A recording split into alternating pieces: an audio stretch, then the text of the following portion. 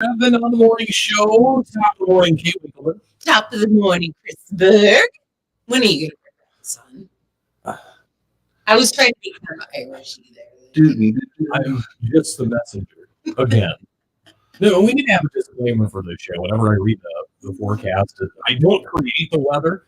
I just read what they tell me to read. So, unfortunately, we don't have that much in the way of warmer temperatures coming up, which is great news because we're in the middle of spring now, which means spring cleaning is right around the corner. We have Steve Diers, City Administrator of Charles City. Good morning, Steve. Good morning, guys. Morning. Sorry to have you sit here and listen to that back and forth with Kay and myself. But That's all right. That's all right. He's used to it by now. It's fun to see it live in person. I know, right? So we got plenty to talk about. Of course, spring cleaning. I've heard bits and pieces on that. Possibly a new way of doing it this year. Do you want to talk about that a bit? Yep. So spring cleanup 2022. It's going to be a new approach this year. We've seen a lot of changes the last few years. Obviously, 2020 COVID hit, and we couldn't do it at all. And 2021 came, and we tried something different to kind of make up for the year before, where we scheduled dumpsters and things like that around town, and it seemed to work well. It was very expensive, not something we could do all year. So at that time we talked about the idea of doing like what some of the other communities are doing, and it's going to a drop-off event rather than a curbside pickup. It's just the cost and the labor to do the curbside pickup is just getting to the point where we can't afford to do that. So, and it's tough to get employees. This is a partnership project between the city and LJP Gendros, and they just don't have the people to assist anymore. So we're switching to a curbside event to a drop-off event out at Shaw Avenue. At Shaw Avenue dump, that is the brush dump out there by the high school and the horseshoe pits and the wastewater plant, right, the wharf. So that's where it's going to be taking place. It's a fenced-off gated area that that we'll have to be able to control the drop-off and pick up. And basically, the way it's going to work is every residential household can have one truckload, and you can see the quotes I guess I'm putting up. But basically, a truckload worth of stuff that you can bring out there, and we'll have large 30-yard dumpsters that LJP Gendros is going to provide. We'll have a separate dumpster for metals, and maybe even a separate dumpster for some tires. We're going to try and take some tires this year. That's going to be limited to, car, vehicle tires, no more than 4, per load per household. So we'll see how that goes. We'll have a kind of a limit on that, but that's something we've never been able to do before. That I'm hoping that we're gonna kind of give it a try here and see how it goes. So the event is one of the nice things about moving away from a curbside event is that we don't run into problems with all that stuff out around town that, we get complaints about those things being an eyesore. Yeah, I mean, it's something that needs to happen, right? We got to get the stuff, out of your homes and cleaned out. But, nevertheless, it's an eyesore. And we always try to avoid Easter, Mother's Day, prom. We haven't been very good about avoiding prom. And all those things that happen in the springtime. And so the nice thing about this event is that we're going to be able to avoid all of those dates. We're going to be running it again at the same time, or in partnership, I should say, with the citywide garage sales. So citywide garage sales are April 27th through 29th, that Wednesday through Friday. And so the spring cleanup event itself will start on Thursday the 28th.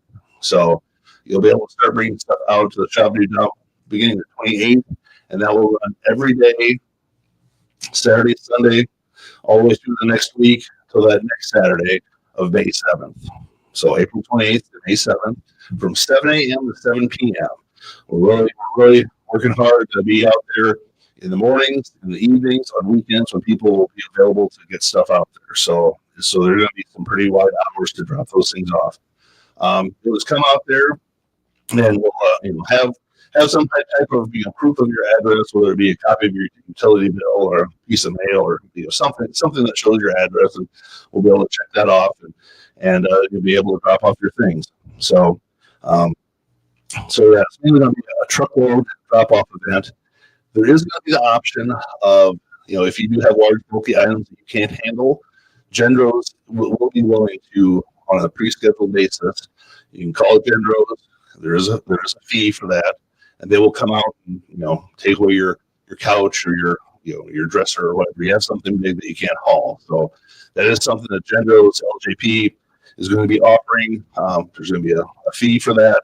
It's going to be a slightly reduced fee from what they typically charge, and they don't just go around and pick things up anymore. So they're kind of doing this. They're going to do it 4 times a year for us. So they're going to do these pre-scheduled, prepaid pickups on this week of spring cleanup, and then our 3 additional dates for our brush pickups are going to be doing it those times as well. So you have extra times in the year to do that.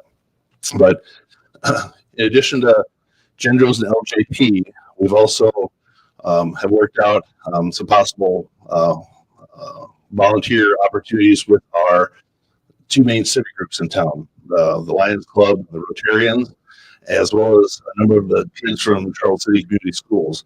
So there's a few groups are going to be getting together with a driver, a truck, and some muscle power to go around and help those people that can't otherwise get to the dump. So if you're somebody that doesn't have the means, you don't physically have the means to get out to the dump, we are going to be taking. If you're interested, you could call City Hall. We'll jot your name and address down, and we're going to try and match you up with one of those civic groups to come around and pick those things up. So still working out the details there, but just we knew that moving to a drop-off event, we'd have issues with those that that don't have the means to get it out there. So we're looking to address that. And I'm happy to say that our local civic groups are always so community-minded that they're stepping up to the plate, and people have volunteered to come out and help out with that event. And so, and the school kids, they're more than happy to get out of school for a couple hours to go around and help. So that's a bonus too. And is that still record hours for those kids? I would certainly hope so. Yeah, I would certainly hope so. So for those that are looking to get rid of their stuff and they live out of town, that's going to be a no-no for you. It's actually going to be physically somebody there checking your name off. Yeah. I mean, this is an event for people that live in town, because this is paid for by your monthly $2.90 garbage fee. That's what it's called, or trash fee, whatever it is. It's $2.90 on your utility bill, and so half of that cost goes to paying for the spring cleanup event. The other half of that $2.90 pays for the brush pickup. So we pick up brush 3 times a year, which I guess I've got those dates even. So brush pickup this year will be May 9th, June 20th, and October 17th. And the leaf pickups will be October 24th and November 14th. So between those brush pickups and all the grinding, our cost for grinding all those chips out there is really increasing. So that's what that $2.90 covers, right? It generates about last year it generated $106,000, and $52,000 went to spring cleanup, and about $53,000 went to brush pickup. So I think we were on the plus side by $1,000. So we squeaked by, but all those costs are going up. So people inside city limits, you're the ones that are paying for it. So that's who the event's for. Okay, very good. Along that note, then tree trimming responsibility. Yeah, just the FYI, that the trimming of the trees that are out in the right of way adjacent to your property, that is your responsibility as a homeowner to maintain those. For years, I don't think anything was done with that, and so about 3 years ago, we went around and at city cost, we went through and trimmed all those trees, and we finished. That took us about 2.5, 3 years to do that, and we finished that up about 2 years ago. And so, at that time, we were, just to reiterate the fact that it is responsibility of that property owner to trim those trees. So it needs to be 15 foot on the street side and 8 foot on the sidewalk side. So if you have trees on the right of way out there, just make sure that those are getting trimmed so vehicles don't hit them when they're driving by, and people don't get whacked in the face when they're walking down the sidewalk. Well, and with Rag Ride coming to town, I mean, we're gonna have double the size of Charles City, and they're gonna be riding their bikes all around town. So. Yep, and that's it. And we're just generally speaking, we're doing a lot of things around town to prep for that event. Obviously, we're going to be doing some painting of the railings on the Main Street Bridge and the Race Park area next to it. some painting of the different light poles and other things just to kind of spruce things up. So, just keep that in mind as we want to present our community well when everybody comes to town at the end of July. Good deal. Well, let's get an update on Pure Prairie Farms. I know they've taken control of the building. There was talk about them using a portion of Main Street. Is there any update on that? Yeah, so that plan is continuing forward. They want to be able to run that plant in the best way possible. They need to do some expansion. They have to expand, add some space to be able to operate. And that'll bring the physical structure right out to the travel portion of the street.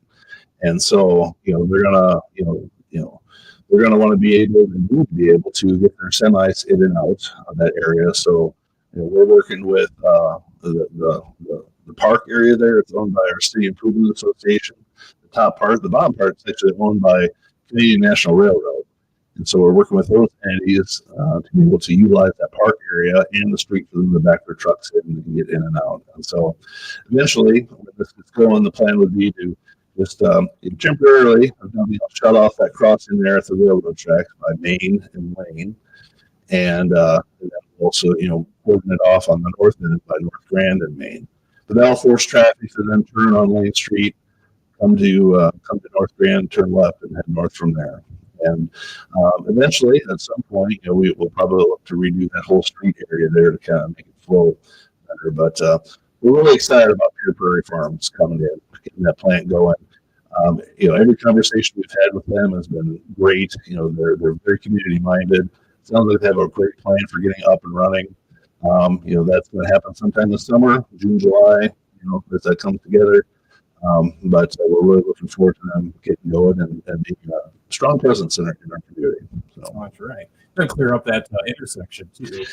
I wouldn't say a dangerous intersection, but an odd one nonetheless. I would say a dangerous intersection. I do not like that intersection. Yeah, that's the trials and tribulations of Rivertown, right? So you've got streets that are adjacent to that run with the river, and at some point you adjust and run north and south, and so that's what we have there. Where you have North Main that kind of comes in at a 45 or less degree angle with North Grand that comes up, and so when you pull up to that stop sign, you got to make sure you turn to the right and square up and see traffic, and it's just when you've got that and you've got workers crossing the street there.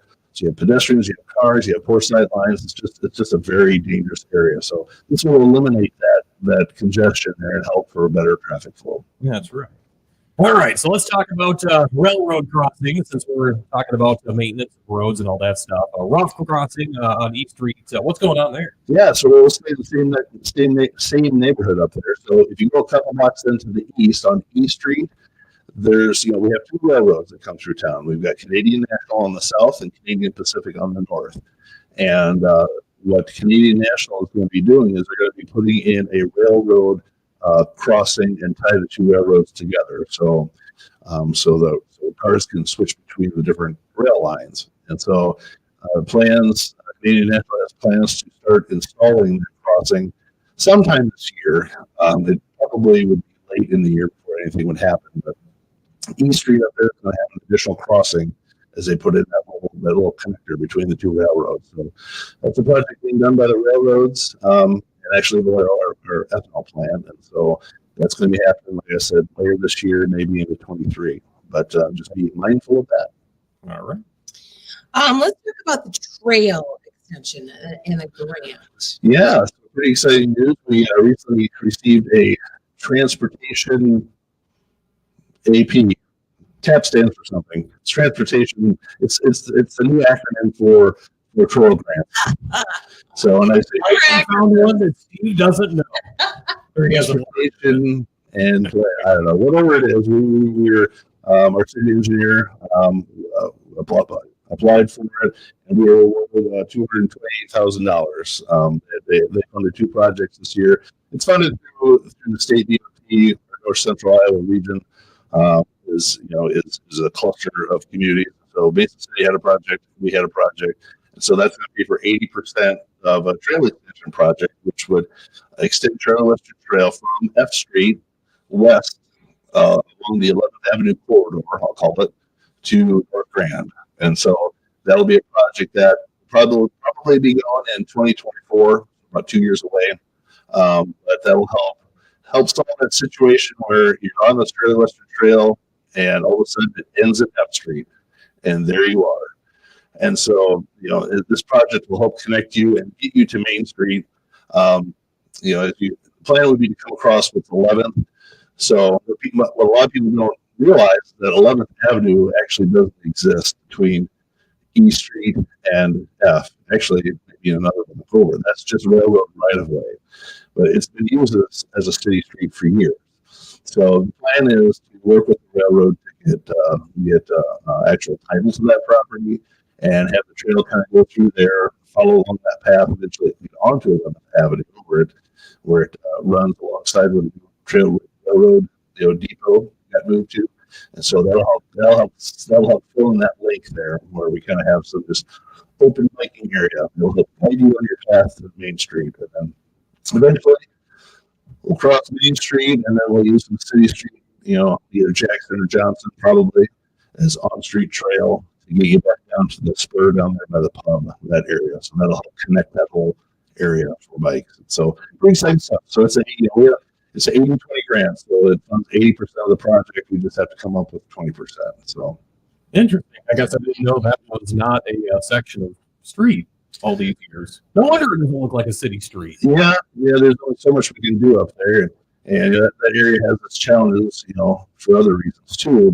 But when you're talking about the railroad and the city, you've got two entities where it's just commonly been. It's been to their advantage to allow vehicles to go through there, especially when Lake Farm was around, but it's not technically street. So we're hoping to make it at least a city right of way, so we can, put a trail down and utilize it, and all that good stuff. So spruce that area up a little bit. Let's talk about some updates at the Sportsman's Park. Yeah, it's a pretty cool thing. Our local Rotary group is working with the city to replace bleachers over there at Sportsman's Park. So we're going to be tearing out the softball diamond. The bleachers are in pretty rough shape. So we're going to be city crews, park and rec department's going to be tearing those things out and getting it prepped so that the bleachers can be brought in. And we're hoping to have that done here in the next few weeks before Little League season gets going. So that'll be nice. I'm going to say as a Rotarian, we were pretty proud of that project. That's great. Yeah, that's what makes this community so awesome. All the groups that come together to help out and do these things, because otherwise, there's so much to do and there's only so much funding, and so that really makes a difference. So thank you to everyone. And on that note, then the Lions Club has a project as well. Yeah, so officially came out yesterday. If you go to the city website, www.charlescity.org, or check out our Facebook page, the official Survey Monkey vote is out for the new city flag. So a project that was presented by the Lions about a year and a half ago. They challenged the community with creating a city flag. And so we've gone through several steps. We gathered a lot of information from the public. We took that information, and the flag committee has really spent the last better part of a little over a year putting together different iterations of a flag. And so I have a copy of those four here sitting on the table. And if you want to see those, they're on, like I said, they should be on the city website soon. You're able to vote on that Survey Monkey link. You can also vote hard copy by either going to the chamber office at 401 North Main or the library. And so I think voting is open for, I thought I wrote it down. I think it's through the end of next week. I think they have it open for a week. Some really cool options out there. Because when the Lions redid the flag here at Central Park, they said they thought, well, let's put it on the third pole, and then we could have the U.S. flag, the state flag, and eventually a city flag. And so that process is nearing completion, and now we just want to know what everybody's preference is. So we've got 4 different iterations out there, and get on there and vote for your top 2. So we'll look at the top vote getter, and that'll be our new city flag. I like them all. Yeah. You can tell the river rolling through it. Yeah. I have a sneaky feeling the pictures might be on our website as well. Oh, it could be. Yeah, that's excellent. Thank you so much, you guys. Mark's giving us the thumbs up on that. So he's all over it. Very good. Get your votes in. Awesome. Okay. Well, you can't leave here without your song request. Unless there's anything else you want to offer. No, I was just going to say, you'll get back to spring cleanup real quick. We're working on finalizing that flyer. One of the things I didn't mention is that genders, we're going to have dumpsters available for rent, at a discounted rate, slightly discounted from what they typically do. That's always an option. They've got those that they can deliver right to your home. White goods, refrigerators, washing machines, things like that. There's no, we can't take those, but we have a list of licensed recyclers in town that, if you call them, there's a good chance they'll come to your house and pick it up. So the flyer will be up on the website as well. Have all the news and notes and details, and just thank you everybody for your cooperation on that. And my song request is Jason Bedell. I just will keep going until I run out of songs to request on here. But this is a nice little song. It's called Different Days. All right. Steve Diers, thank you so much. Thanks a lot, Steve.